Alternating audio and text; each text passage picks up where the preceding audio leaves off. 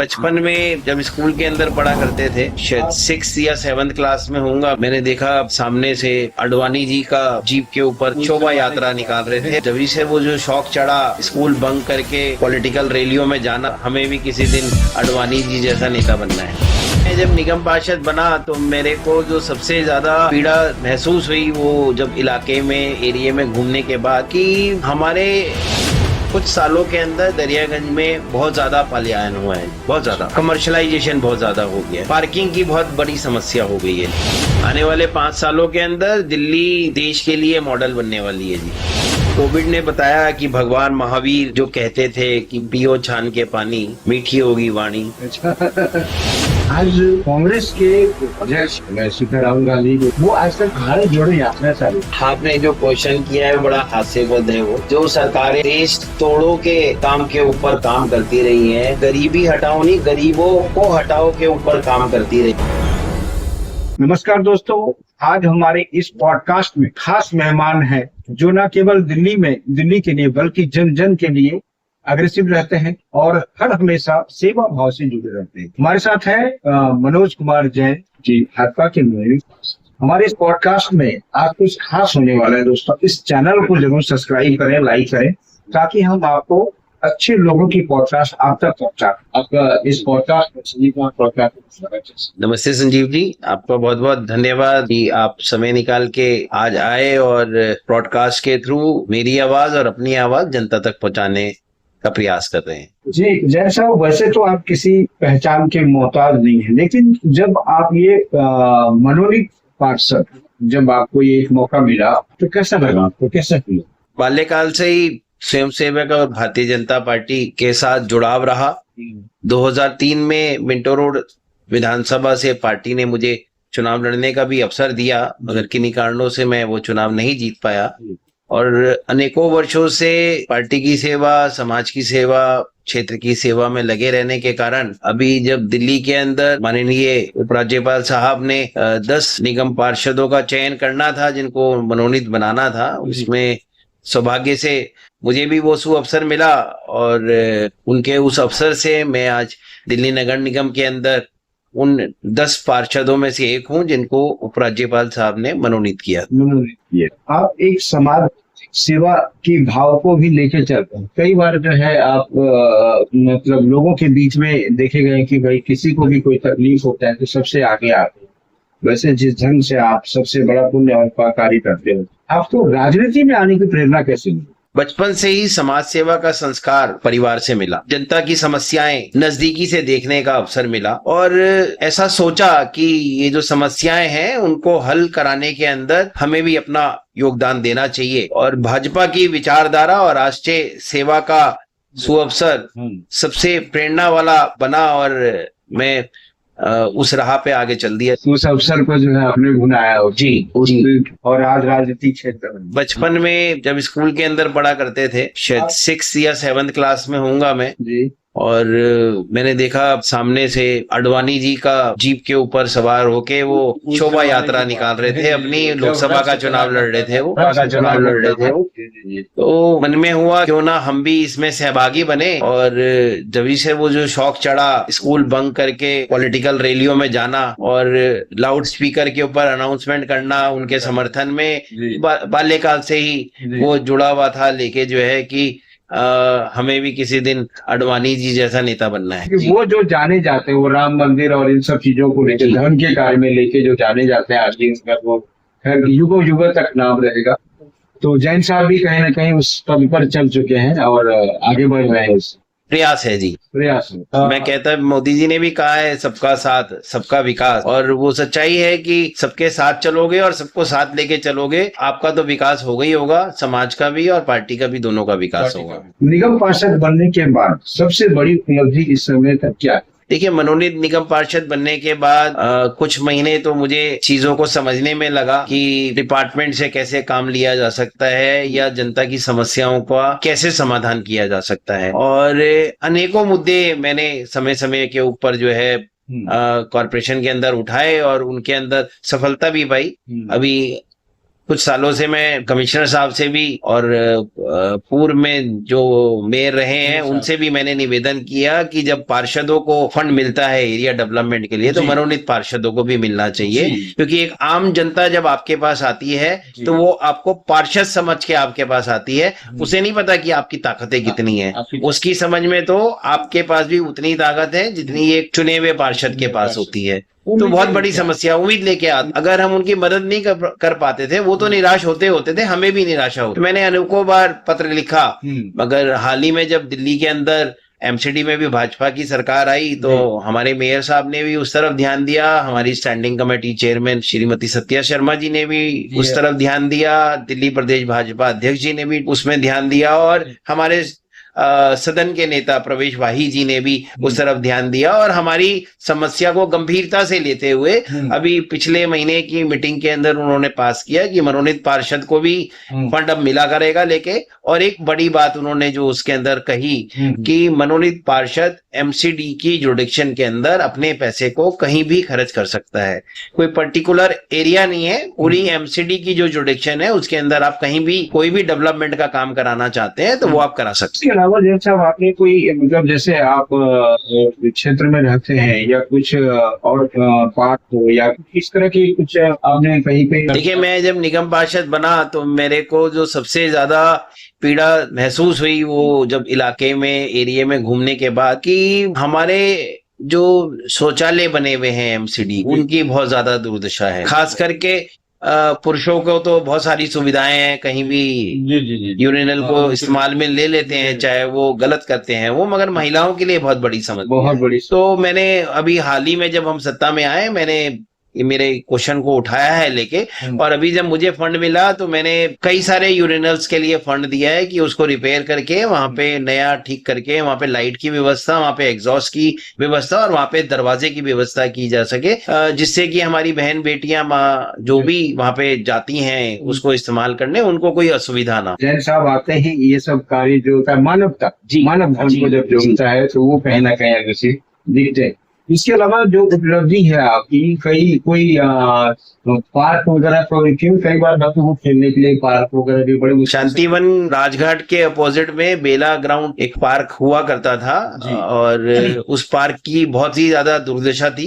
किसी जमाने पे वहां पे कबाड़ी बाजार भी लगा करता था, मगर एक साहब कोर्ट चले गए थे, वहां से केस जीत के आए तो आज से 35-40 साल पहले वहां पे कबाड़ी बाजार लगना बंद हो गया था और मैं 2023 से उस पार्क को डेवलप करने के लिए लगा हुआ था और माननीय उपराज्यपाल साहब ने 2023 अगस्त के अंदर उस पार्क को डेवलप करने के लिए जो है स्वीकृति दी और उन्होंने काम शुरू किया। और आज अगर आप वहां पे जाके देखें तो एक बहुत ही सुंदर पार्क, शायद दिल्ली के सबसे बेहतरीन पार्कों में से वो एक पार्क अब बन रहा है, अभी डेवलपमेंट के अंदर है, आने वाले समय में दिल्ली का सबसे बेहतरीन पार्क रहने वाला है। आप जब पार्षद नहीं थे तब से आपने ये प्रयास? मैं तो बाल्यकाल से ही सामाजिक सेवा में तो मैं लगा ही रहा हूँ। जब दिल्ली के अंदर कोविड का कहर आया था और लोग बाग अपने घरों के अंदर दरवाजों को बंद करके बैठे, मेरे निवास स्थान के पास जीबी पंत और लोकनायक हॉस्पिटल मेरे घर के बिल्कुल नजदीक ही था। हम कोविड के दौरान में एक दिन अपनी गाड़ी से जब घूमने गए तो हमने देखा कि सड़क के ऊपर कई सारी गाड़ियां खड़ी हुई हैं और उसके आसपास कहीं भी ना तो कोई खाने की व्यवस्था है और दूर दूर तक ना कोई पानी पीने की व्यवस्था है। तो 4-5 दिन घर पे रहने के बाद हमारे मन में आया क्यों नहीं हम कुछ खाना के पैकेट्स वहां पे बांटने का। एक मेरे मित्र जो है, हम 2 जने 100 पैकेट होटल से बनवा के हमने मंगाए और हम लेके एडविन हॉस्पिटल पे पहुंचे और हम तकरीबन 20-25 मिनट खड़े रहे, कोई भी व्यक्ति हमसे खाना लेने नहीं आया। मगर अचानक हमने देखा कि एक हस्बैंड और वाइफ मर्सिडीज में से उतर के हमारी तरफ आए और उन्होंने हमसे कहा कि खाना दे रहे हैं क्या? हमने कहा हम खाने का पैकेट दे रहे हैं। उन्होंने खाने का पैकेट लेने के बाद हमसे पूछा इसके कितने पैसे हैं? हमने हाथ जोड़ के कहा उन्हें कि ये इसके कोई पैसे नहीं है, ये तो हम यहाँ पे लोगों को देने के लिए आए हैं, बिकॉज ऑफ हमें ऐसा लग रहा है कि आप लोगों के परिजन अंदर हॉस्पिटल में हैं और आप लोग भूखे प्यासे कई कई दिनों तक यहाँ पे हैं। उन सज्जन ने मियाँ बीबी के लेने के बाद तो वहां पे समझो आप 5-7 मिनट में ही 20-25 लोग अपनी अपनी गाड़ियों में से या कहीं बेंच पे बैठे हुए थे वहां से उठ के आए और उन्होंने पैकेट लिया। हमने देखा कि वो हमारी जिस गाड़ी में हम गए थे उसके पीछे वाली सड़क तरफ खड़े होके वो हस्बैंड और वाइफ वो भोजन कर रहे थे और उनका भोजन जब समाप्त हुआ तो उनकी निगाहें बता रही थी कि अभी वो भूखे हैं और वो अभी पेट नहीं भरा है उनका। वो ऐसी निगाहों से देख रहे थे कि उनको और खाना चाहिए। तो हमने उनको जाके अपने आप उनको पैकेट दिया तो वो रोने लगे लेके जो है और हाथ जोड़ने लगे। हमने कहा हाथ जोड़ना नहीं की जरूरत कोई भी नहीं है, ये तो हम अपनी भावना से यहाँ पे आए हैं इस काम को करने के लिए। और उसके बाद तो उन्होंने समझिए हमारे को भी खाना बंटवाने में वहां पे सहयोग किया। जब साहब देखो दौर था, जब वो कोरोना का दौर था, तो क्या उसमें भी क्या साइकिल, क्या रिक्शा, क्या मर्सिडीज, वो आपने खुद अपने आंखों से देखा है कैसे आपने किया? तो कैसा गुणात्मक, क्या देश की राजधानी दिल्ली से लोगों को जोड़ने का, गुणात्मक जोड़ने का, क्या यही असर हुआ? दिल्ली देश का दिल है जी। भावनात्मक तरीके से तो दिल्ली से हर एक व्यक्ति जुड़ना चाहता है, चाहे वो बॉम्बे में रहता हो, चाहे वो कलकत्ता में रहता हो, चाहे वो हैदराबाद में रहता हो। किसी ना किसी रूप में उनका कोई ना कोई दोस्त, उनका कोई ना कोई रिश्तेदार, कोई ना कोई उनके बिजनेस के संबंध दिल्ली में जरूर सबके रहते हैं लेके जो। और दिल्ली वालों का दिल रियलिटी में बहुत बड़ा होता है, वो हर काम में बढ़ चढ़ के सहयोग करते हैं लेके। G20 समिट का टाइम आप देख लीजिए, दिल्ली ने दुनिया का स्वागत किया लेके जो है।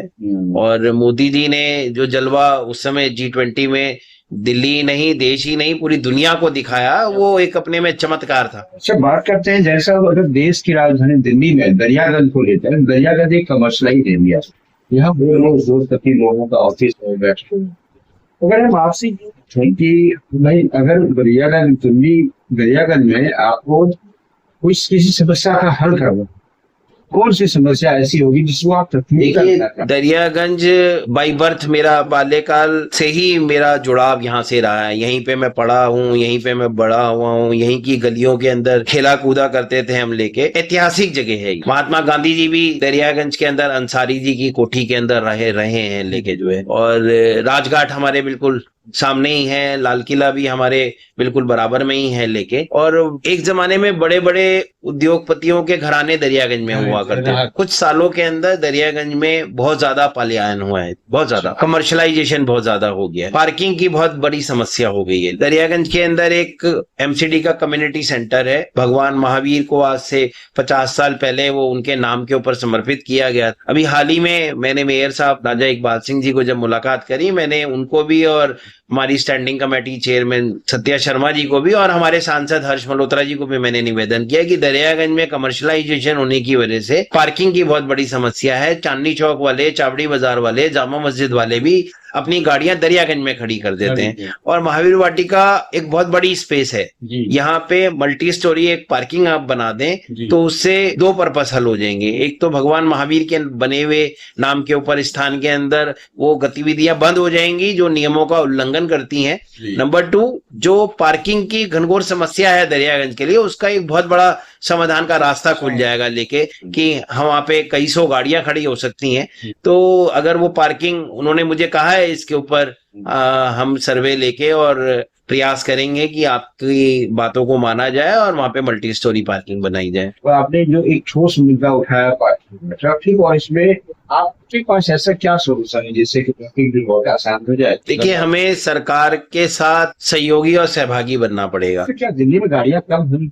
मेरे हिसाब से अगर किसी घर की बिल्डिंग में 10 आदमी रहते हैं और उनकी नीचे पार्किंग के अंदर 4, 5, 6 गाड़ी खड़ी करने की ही जगह है, तो मैं तो आपके चैनल के माध्यम से कहना चाहूंगा कि हमें सरकार को सहयोगी बनते हुए हमें 4-6 गाड़ियों को ही अपने पास रखना चाहिए। जब साहब आप भाजपा की नीतियों को अपने वार्ड में किस प्रकार लागू करता है? देखिए, मेरा प्रयास, पहले तो कोई वार्ड नहीं है मेरा, मुझे मनोनीत किया गया पूरी दिल्ली के लिए किया गया है। और मेरे तो मोदी जी आइडियल हैं जी, मैं उनकी हर चीज से बहुत प्रभावित हूँ। आप समझिए, first impression is the last impression होता है। मोदी जी का जो ड्रेसअप सेंस है, जो उनका डिलीवरी करने का तरीका है अपनी बातों को, वो अपने में मोह लेता है लोगों को। पार्टी भी जो है आज जो पॉजिटिव वे में काम कर रही है सारा लेके, जो अब आज देखिए GST के अंदर अभी हाल ही में 2 दिन पहले जो अनाउंसमेंट हुई है, वो व्यापारियों के लिए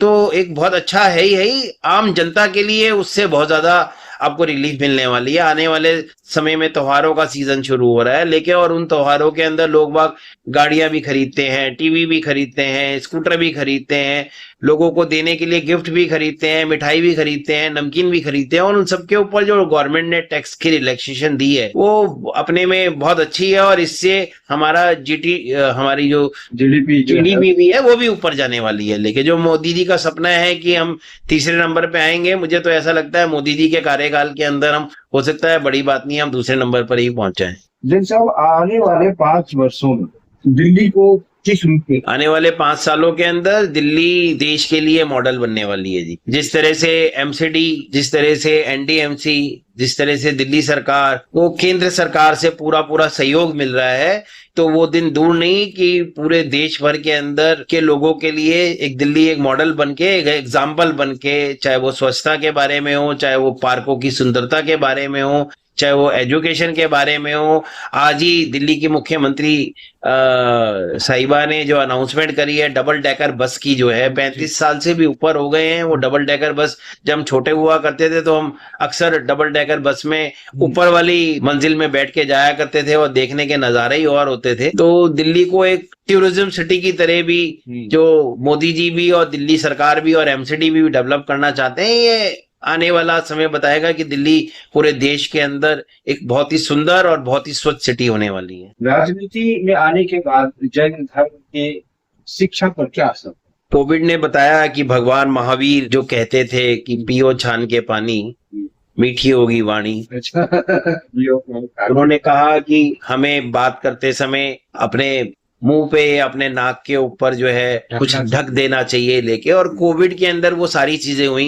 हमने पानी भी उबाल के पिया, मास्क के रूप में अपने नाक और मुंह को भी ढका। सब एक विशेष चीज आपसे जानना चाहेंगे, ये जो जैन धर्म का जो कौन सा मास ऐसा होता है जिसमें बहुत ज्यादा, जैसे एक नवरात्र हिंदू धर्म में नवरात्रि आते हैं, अक्टूबर नवंबर इसमें तो जैन धर्म कौन सा वो दिन होता है, कितने दिन का पीरियड होता है जिसमें बहुत अच्छे? देखिए, जैन समाज के अंदर एक संप्रदाय 8 दिवसीय पर्यूषण मनाता है और एक संप्रदाय 10 दिवसीय पर्यूषण मनाता है। कुछ वर्षों पूर्व भगवान महावीर देशना फाउंडेशन का गठन हुआ और हम लोगों ने सभी से निवेदन किया कि हमें 18 दिवसीय पर्यूषण पर्व मनाना चाहिए। जब भगवान महावीर एक हैं, उनके संप्रदाय के भी भगवान महावीर हैं और हमारे संप्रदाय के भी महावीर हैं, और भगवान का नाम अगर 8 की जगह 18 दिन लिया जा सके तो ये बहुत अच्छा होगा। जिंदगी के सारे दिन बहुत अच्छे होते हैं, मगर ये पर्यूषण का जो पर्व होता है, उत्तम सत्य का जो मार्ग होता है, उसमें सुनने को मिलता है, देखने को मिलता है। और अधिकतर जैन लोग भगवान के दर्शन के लिए मंदिर में पूजा प्रक्षाल करते हैं और खुद तो जाते हैं, अपने घर के छोटे बच्चों को भी लेके जाते हैं, और जिससे धर्म प्रभावना बढ़े उनके अंदर। इसमें खास क्या रहता है इन दिनों में?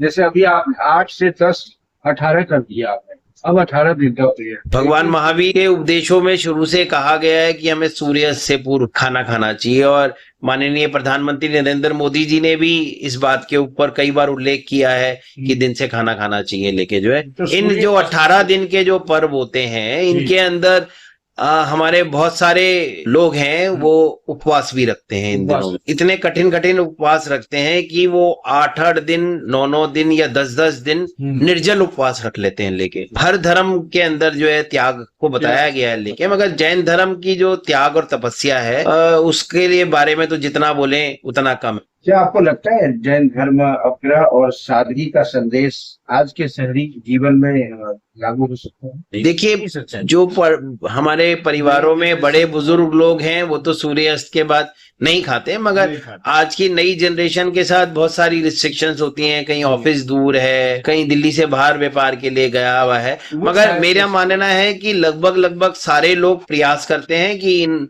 18 दिवसीय पर्यूषण पर्वों के अंदर हम भगवान महावीर के दिए हुए उपदेशों को, हमारे संतों के दिए हुए उपदेशों को सुने और त्याग करने का प्रयास करें। ऐसा कोई वाक्य जो आपके साथ घटित हुआ कि आपने कहा कि काम हो जाएगा और हो गया हो? तो जब हम ऑफिस पहुंचे तो हमने देखा कि एक महिला अपने बच्चे के साथ और 2 जने उनके साथ और हैं, और हमारे संघ के बड़े अधिकारी का नाम लेके वो मुझसे मिलने आए। उन्होंने मुझे उस स्कूल में कहा एडमिशन करा दे। मैंने कहा कि मेरे कहने से एक दो एडमिशन करते हैं और वो मैं ऑलरेडी पहले करा चुका हूँ और मुझे लगता नहीं कि वो अब मेरे कहने से और एडमिशन। आप अगले साल आइएगा, समय से संपर्क कीजिएगा तो मैं आपके साथ स्वयं चल के प्रयास करूंगा आपके एडमिशन कराने का। मगर वो महिला गई नहीं। मुझे 10-15 बार उन्होंने बोला नहीं सर आपके कहने से हो जाएगा, आपके कहने से हो जाएगा।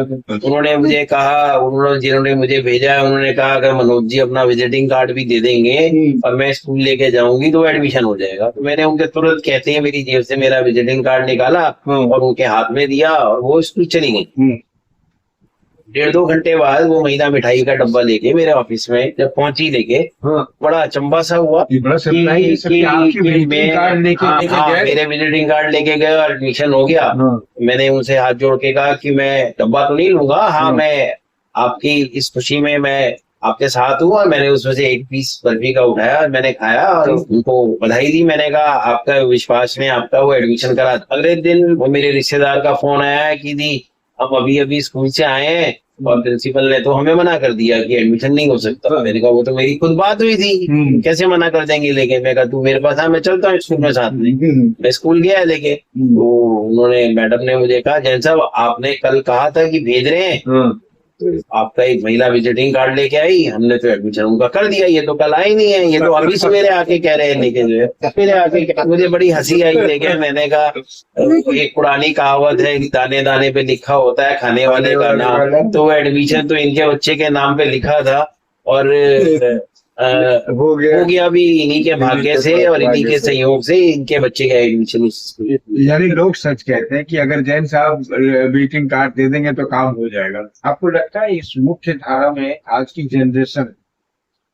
का जनरेशन इस भाग दौड़ की जिंदगी से मुक्त होकर इन सब कार्यों में जुड़े?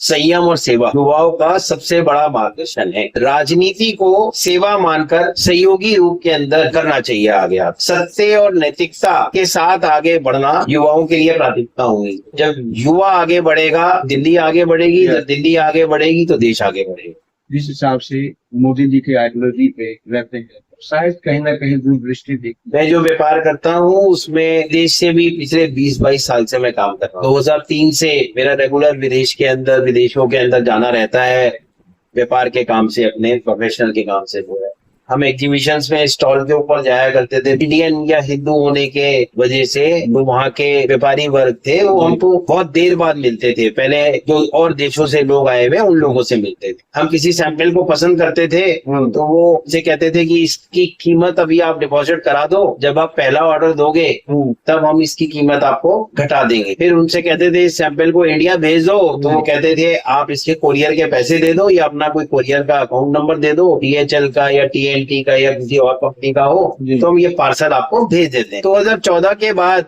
एकदम से 15 के अंदर जब मैं गया, जो कंपनियां हमें सबसे आखिरी में मिला करती थी वो हमें देखने के बाद उनमें से एक उनकी सेल्स गर्ल हमारे पास आई। Hello mister Jain, how are you करके उन्होंने मिला और come look our new collections इस तरह से कह के उन्होंने जब बोला तो मैं बहुत अचंभे में हुआ। और जब मैं उनके स्टॉल में गया मैंने कुछ कलेक्शंस को देखा और मैंने मेरी डायरी में कुछ कलेक्शंस के नाम लिखे लेके कि जो मुझे पसंद आ रहे थे।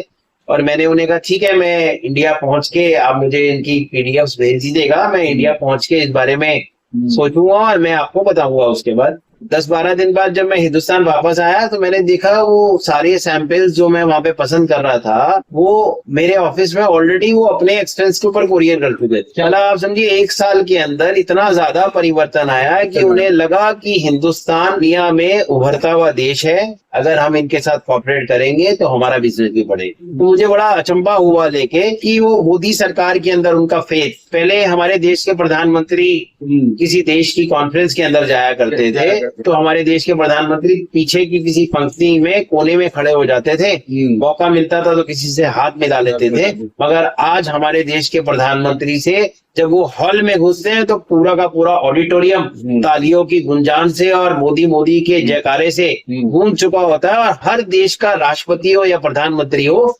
मोदी जी से मिलने के लिए प्रयासरत रहता है कि मैं उनसे मिल।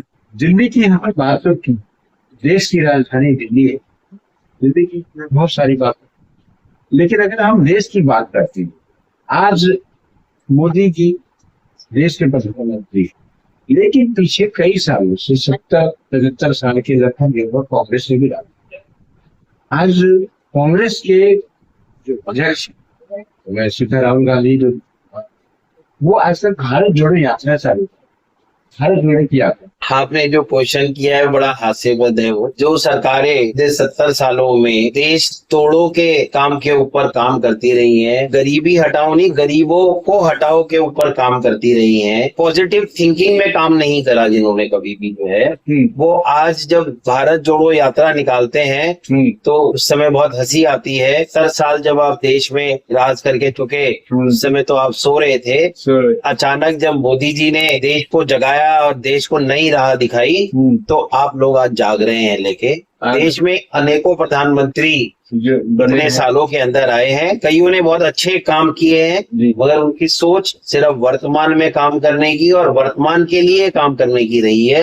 ये देश का सौभाग्य है कि आज देश को एक ऐसा प्रधानमंत्री मिला है जो आपके नहीं आपके बच्चों की और उनके बच्चों के बारे में सोच के देश का उद्धार और कल्याण कर रहे हैं। विजन में रहते हुए देश के लिए आगे सोचते हुए काम कर रहे हैं। ये सोचते हुए राहुल गांधी साहब वो पचा नहीं पा रहे हैं, लेकिन जो सरकार देश तोड़ो के लिए काम करती थी आज वो भारत जोड़ो के बारे में भारत जोड़ो के बारे में कर रही है। बहुत बहुत धन्यवाद आपको जय साहब।